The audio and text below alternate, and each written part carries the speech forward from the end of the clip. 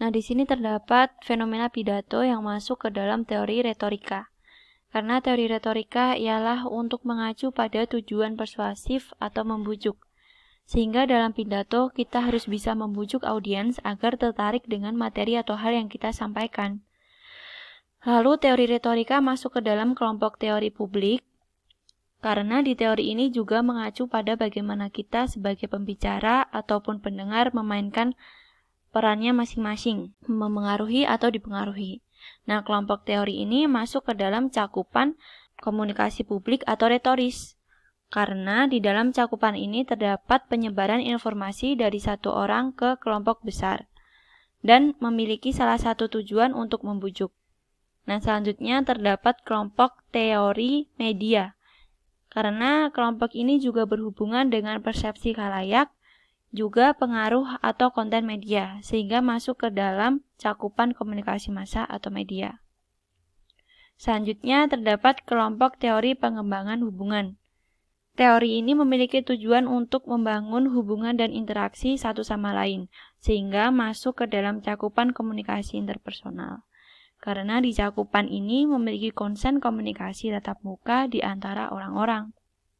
Nah, sehingga tiga cakupan ini masuk ke dalam tradisi retoris. Karena tradisi ini merupakan seni berbicara praktis dan fokus pada fenomena yang berhubungan dengan keahlian bicara seperti kemampuan memahami audiens. Selanjutnya terdapat fenomena mengenai percakapan nonverbal. Nah, fenomena tersebut masuk ke dalam teori interaksi simbolis. Karena orang-orang bertindak berdasarkan pada makna simbolis atau nonverbal yang mereka berikan pada orang lain. Sehingga teori ini masuk ke dalam kelompok teori diri dan pesan. Karena di kelompok ini berfokus pada pencapaian makna dan penafsiran pesan berupa nonverbal. Selanjutnya terdapat kelompok teori lain, yaitu kelompok teori pengembangan hubungan, yaitu kelompok teori yang berfokus membangun hubungan dan interaksi, juga memelihara hubungan dengan orang lain. Nah, sehingga kelompok teori ini masuk ke dalam cakupan interpersonal, karena di cakupan ini bercirikan ada interaksi satu sama lain, 2 hingga 5 orangan, dan dapat membaca pesan nonverbal maupun verbal. Lalu cakupan ini masuk ke dalam tradisi fenomenologi, karena berfokus pada pengalaman yang berbeda pada fenomena sosial atau berdasarkan pengalaman pribadi. Selanjutnya terdapat fenomena penilaian tingkah laku. Jadi tindakan fenomena tersebut seperti saat kita bertemu dengan orang baru, kita berinteraksi sangat berhati-hati. Tujuannya yaitu untuk mengurangi ketidakpastian. Sehingga fenomena ini masuk ke dalam teori pengurangan ketidakpastian. Nah, teori pengurangan ketidakpastian ini masuk ke dalam kelompok teori pengembangan hubungan. Karena di kelompok ini terdapat fokus untuk membangun hubungan dan interaksi serta memelihara hubungan. Nah, selain itu terdapat kelompok teori lain, yaitu kelompok teori diri dan pesan. Karena di kelompok ini berfokus pada pencapaian makna, penafsiran pesan dan berupa verbal maupun nonverbal.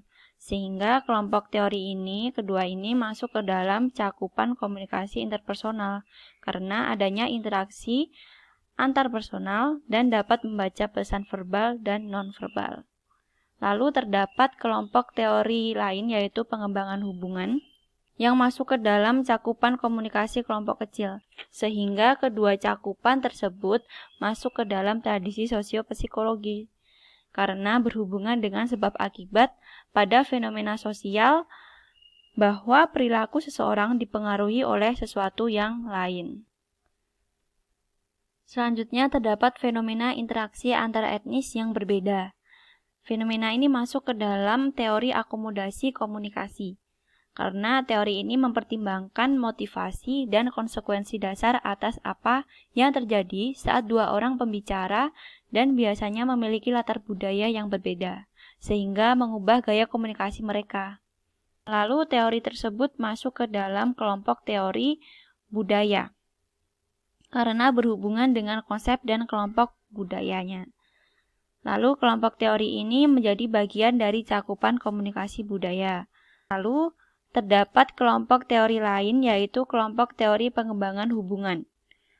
Kelompok ini masuk ke dalam cakupan komunikasi interpersonal. Selain itu, terdapat kelompok teori pengembangan hubungan yang masuk ke dalam cakupan komunikasi kelompok kecil. Nah, ketiga cakupan ini masuk ke dalam tradisi sosiokultural karena berhubungan dengan pola budaya dan struktur sosial. Selanjutnya terdapat fenomena gaya komunikasi yang disepakati. Nah, fenomena tersebut masuk pada teori komunikasi simbolis karena teori ini menggambarkan tindakan berdasarkan makna yang mereka berikan pada orang, benda maupun peristiwa. Nah, teori tersebut masuk ke dalam kelompok teori diri dan pesan. Karena kelompok teori ini berfokus pada pencapaian makna dan penafsiran pesan entah verbal maupun nonverbal. Nah, lalu kelompok teori ini masuk pada cakupan komunikasi budaya karena pemberlakuan fenomena tadi merupakan kesepakatan bersama di suatu wilayah atau kultur. Selanjutnya terdapat kelompok teori pengembangan hubungan yang masuk ke dalam cakupan komunikasi interpersonal karena keduanya berfokus pada membangun hubungan dan interaksi dengan orang satu sama lain.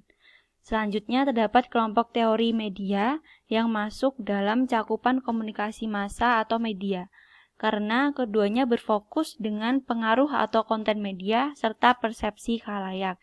Jadi ketiga cakupan ini masuk ke dalam tradisi semiotika karena berhubungan dengan simbol atau tanda dan hal-hal yang dibuat atau buatan.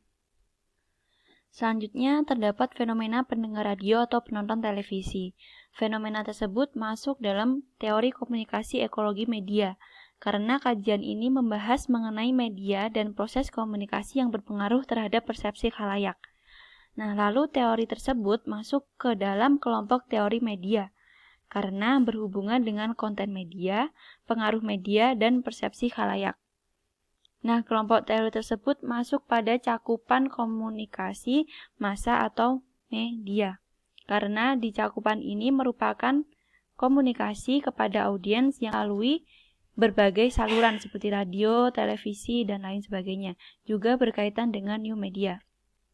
Kemudian ada kelompok teori publik yang masuk ke dalam cakupan komunikasi publik atau retoris.